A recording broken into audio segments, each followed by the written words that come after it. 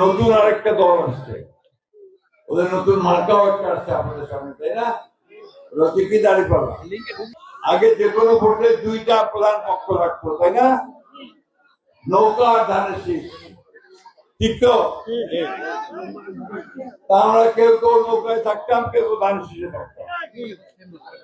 এইবার নৌকাটা নাই।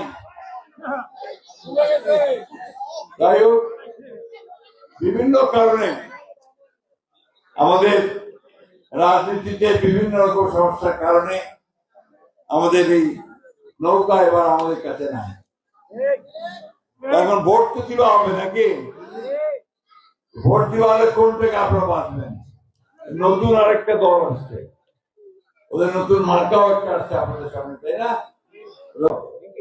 কথা কয় না কেন ভাই? আপনি যদি কথা না বলেন তাহলে তো বুঝবো না যে আমি আপনাকে বুঝাতে পারতেছি, তাই না? এখানে আপনাদের সামনে যে দুইটা শীর্ষ আর দাঁড়িপাল্লা, আপনাকে দেখতে হবে যে কোন দল থেকে আপনারা ভালো করে আগে থেকে চিনেন। আমাদের হিন্দু ভাই বোনদেরই বলেন, মুসলমান ভাই বোনদেরই বলেন, ধানের শীষটা একটু পরিচিত আছে, তাই না?